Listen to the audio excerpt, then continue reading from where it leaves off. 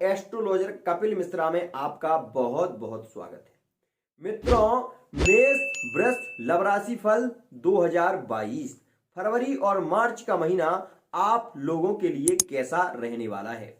यदि आप इस वीडियो को देख रहे हैं तो जैसा कि आपने सुना है, मेष और वृष राशि के संबंध यदि आपस में हैं, लव रिलेशनशिप में रहते हैं, साथ ही या फिर आपका विवाह हो चुका है, आप विवाहित हैं, तब क्या स्थितियां रहेंगी। साथ ही एक बात और भी बता दूं कि आप दोनों के संबंध से आपके व्यापार में कितनी वृद्धि होगी, इस बारे में भी बात करेंगे। साथ ही मैं यह भी बताऊंगा आपको कि कौन से वो उपाय हैं जिनको करने से यदि आप नौकरी की तैयारी कर रहे हैं, आप चाहते हैं कि आपको नौकरी प्राप्त हो, तो वो कौन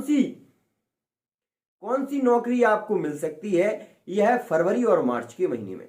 साथ ही एक बात और भी मैं आपको बताने वाला हूं कि यदि संतान को लेकर आपकी बहुत समय से कोई समस्या चल रही थी, तो उस समस्या का निदान कौन सी तारीख में होने वाला है, यह भी मैं आपको बताने वाला हूं। साथ ही कुछ उपाय मैं ऐसे बताने वाला हूं आपको जो कि बहुत ही खास रहने वाले हैं।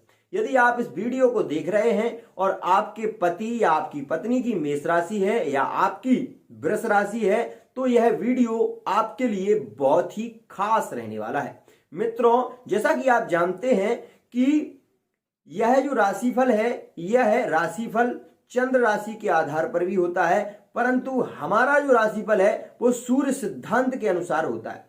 जैसा कि आप सभी जानते हैं कि सूर्य एक राशि पर एक महीने भ्रमण करता है और इसी के आधार पर हमने यह राशिफल भी तैयार किया है। साथ ही कुछ स्थितियों को हम बताने वाले इस प्रकार से भी हैं, जैसे कि गुरु एक वर्ष एक राशि पर रहने वाला है कुंभ राशि में, तो उसके अनुसार भी कुछ आपको स्थितियों से अवगत कराएंगे। सबसे पहले मैं बात कर लूं आपकी लव लाइफ के बारे में। मित्रों, जैसे कि वृष राशि के जो जातक हैं, मेष राशि के जो जातक हैं, इस समय की स्थिति में आप गोचर को देख लें। गोचर में आप देख रहे होंगे कि मेष और वृष राशि दोनों ही साथ में विराजमान है। जब मेष राशि का मंगल और वृष राशि का जो स्वामी शुक्र है, दोनों साथ में बैठे होंगे, तो आपके प्रेम संबंधों में बहुत प्रगाढ़ता आएगी। साथ ही इस दौरान आपके लव रिलेशनशिप बहुत ज्यादा बढ़ेंगे, आपकी करीबी रिश्ते बहुत ज्यादा बढ़ेंगे। साथ ही यदि आपका विवाह नहीं हुआ है और आप विवाह के बारे में सोच रहे हैं, तो यह समय आपके लिए बहुत ही उत्तम रहने वाला है। समय की सार्थकता को समझते हुए आप अभी विवाह कर सकते हैं, यह आपके लिए बहुत ही श्रेष्ठ रहने वाला है। क्योंकि नहीं तो आगे चलकर मार्च के महीने के बाद क्या होगा कि जो राहु है, वो राहु अपनी वक्र स्थिति से पहुंचकर मेष राशि में बैठ जाएगा और जिसके चलते आपको समस्याओं से परेशान होना पड़ेगा। इसलिए यदि आप अभी यह चाहते हैं कि आपका दोनों का विवाह हो, तो आपको क्या करना चाहिए, इस समय की स्थिति को ध्यान में रखते हुए आप अभी चर्चा करेंगे तो आपके लिए पॉजिटिव रिजल्ट मिलने वाले हैं, यह स्थिति रहने वाली है। साथ ही मैं आपको एक बात बता दूं कि यदि आपकी मेष राशि है और आप वृष राशि से प्रेम करते हैं और आप हिम्मत नहीं जुटा पा रहे हैं, तो आपको क्या करना चाहिए, यह बात मैं आपको बताने वाला हूं। हिम्मत जुटाने के लिए आप ये बात समझ लीजिए कि आपकी मेष राशि है, आपकी वृष राशि है और आप जिससे प्रेम करते हैं, उसे आप पाना चाहते हैं, तो उसके लिए आपको एक उपाय करने की आवश्यकता रहती है, जो कि कुछ तारीखें मैं आपको बता रहा हूं, उन तारीखों में ही करें तो बहुत श्रेष्ठ होगा। जैसे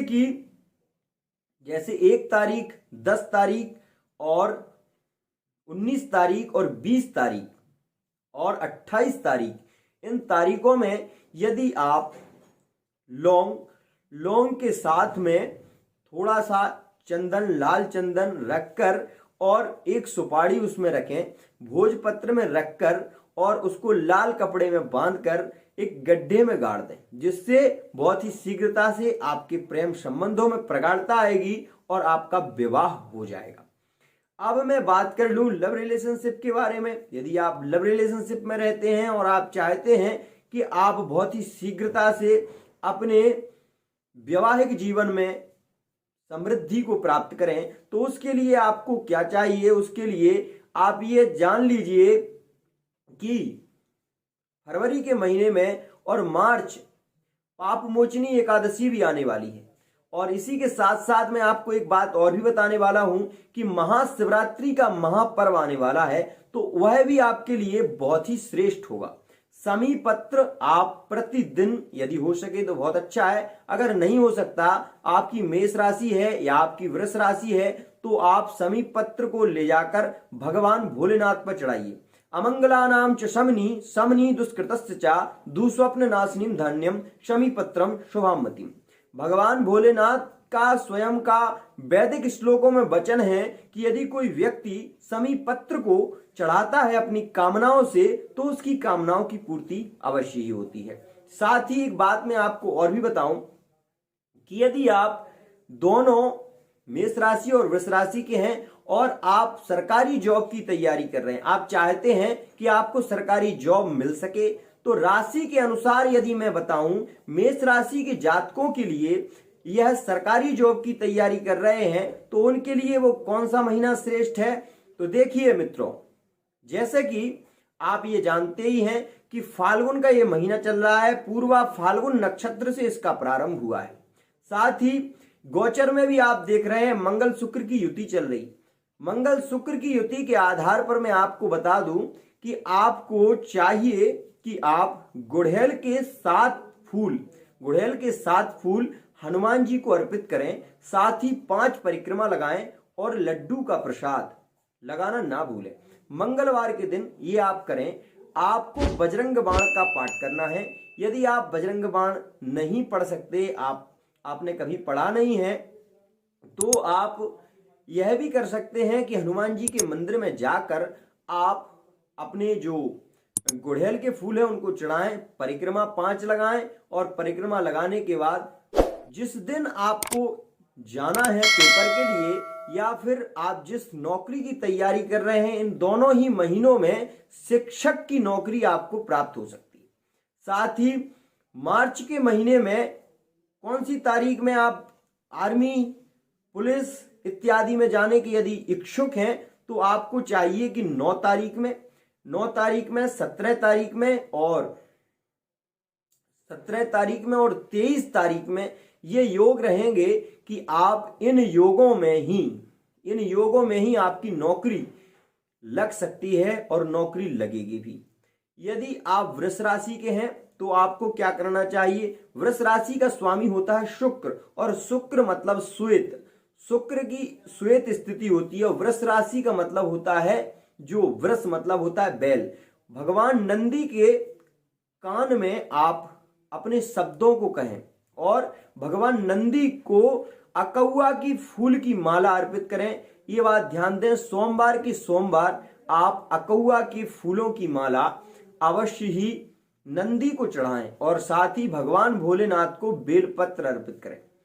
ये बात बिल्कुल यथार्थ है कि शुक्र जो है ना श्वेत वर्ण का है और बैल जो होता है वो भी श्वेत वर्ण का होता है। और नंदी में यदि आप नंदी के ऊपर अकौआ की फूल की माला चढ़ाते हैं तो उदित्यन जात वेदसन देवम बहंति केतवा, यह मंत्र है। और यदि आपको मंत्र नहीं आता तो आप महामंत्र ओम नमः शिवाय लेकर भी मंत्र से चढ़ा सकते हैं। साथ ही सोमवार के दिन यदि आप भगवान भोलेनाथ को बेलपत्री और नंदी को अकौए की फूल की माला अर्पित करते हैं तो आपकी सरकारी जॉब बिल्कुल पक्की लग ही जाएगी, ये समझ लीजिए, इसमें कोई संशय नहीं है। साथ ही एक बात और भी बता दूं कि भगवान भोलेनाथ को, नंदी को सेंट इत्र लगाना ना भूलें। इत्र अवश्य ही लगाएं। इत्र को लगाने से क्या होता है कि जैसे कि मंत्र आपने सुना होगा, ओम त्र्यंबकं यजामहे सुगंधिम पुष्टिवर्धनम उर्वारुकमिव वंदनान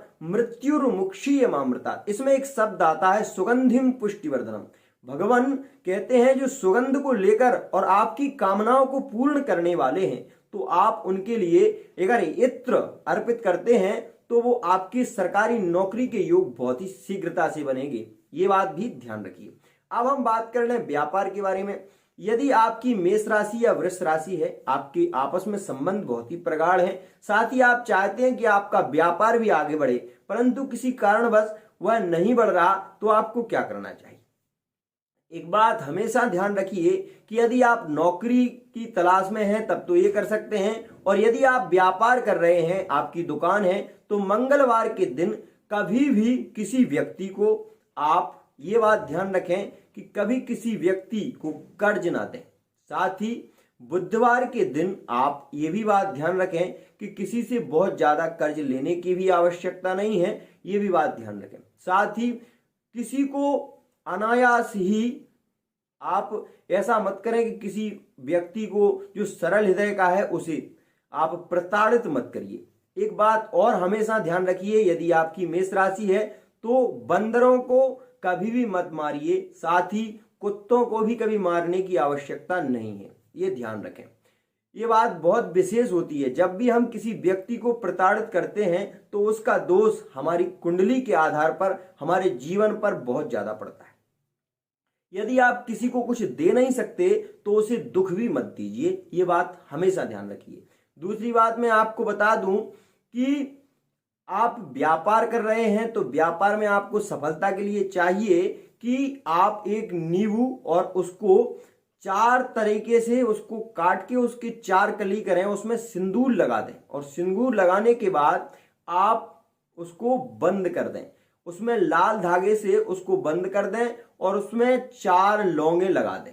साथ ही रविवार के दिन आपको ये अवश्य ही करना है। आपकी जहां दुकान है या जहां आप बैठते हैं, जो आपका व्यापार है, वहां पर आपको ये कार्य अवश्य ही करना चाहिए। तो आप क्या करना है, उसमें थोड़ा सा सिंदूर लगाकर ओम ऐं ह्रीं क्लीं चामुंडाई विच्चे, इस मंत्र को ले लीजिए। इस मंत्र का आप 11 बार जाप करें। 11 बार जाप करने के बाद वो जो है ना बना हुआ, उसकी चारों जो कली होंगी उनको तोड़ लें। तोड़ने के बाद रविवार के दिन आप अपनी दुकान में प्रातःकाल जाएंगे और उसको वहां पूरे में उसका भ्रमण करा लाएं।